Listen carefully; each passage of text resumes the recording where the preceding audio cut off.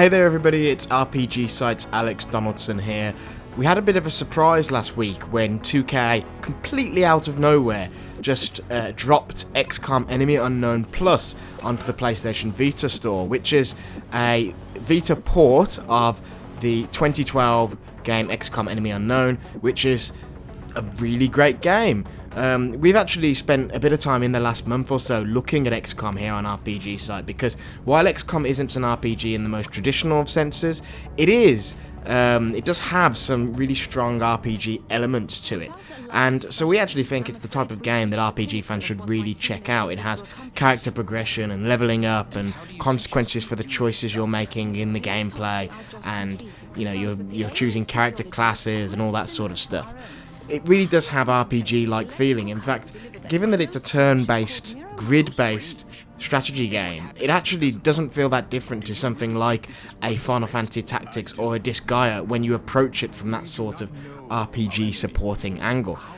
And of course, the PlayStation Vita is a complete RPG powerhouse. It's one of the few things the console is good at, so it only made sense for us to really take a look at this in case there is anybody out there who is an RPG fan who hasn't tried XCOM before, who's curious about it, or if you've played XCOM before and are curious about having a version of it that you can play on the go. So yeah, this is a great game. If you want to know more about the XCOM series and why we think RPG fans should try it, we've got a completely separate video on that. I'll pop a link to that in. There's also an article on that and a review of XCOM 2 on the website on rpgsite.net. But what about the performance of this version then? So, controls-wise, it's great. Controls-wise, it's based off the XCOM port that was on consoles back in 2012. That had pretty solid controls. It works out fairly well here. This is actually a port of the iOS version, so they've sort of clamped the traditional controls back on top of it. And then beyond that, they've done a little bit of extra work to integrate the touchscreen. You can use it to switch weapons, you can use it to zoom in and out, but it really isn't used very much, neither is the touchpad. Like, it's a shame, but I get why they've gone where they've gone, and it works just fine with the actual normal buttons.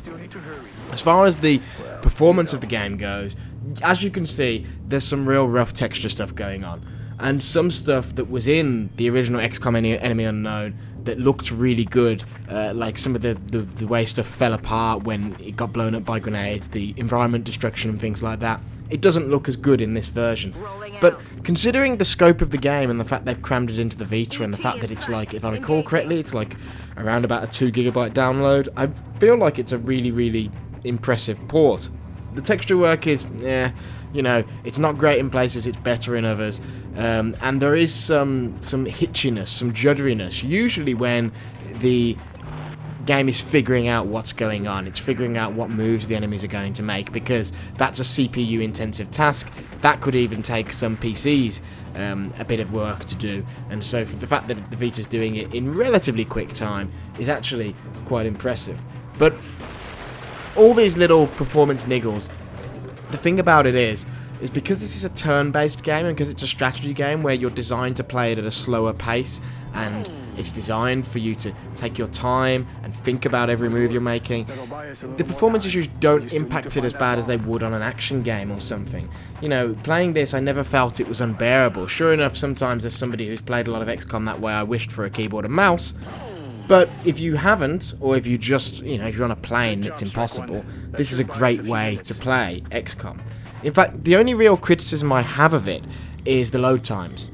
So, I actually did a bit of timing of how long it took me to get into a mission. And from the base to get into a mission, it was a 40-second load. It was 40.86 seconds to go from the base, pressing the button to go into a mission, loading into a regular mission, and it was about the same back once the mission was complete, which isn't ideal, obviously, but, you know, the game runs, and the game runs well, so it's not like, obviously this is not the optimum way to play this game, but it's an excellent game, and if you happen to want a version on the go, or you happen to have not played it and you use your Vita a lot, this is now an ideal opportunity, because it's a solid port. You know, for what it is.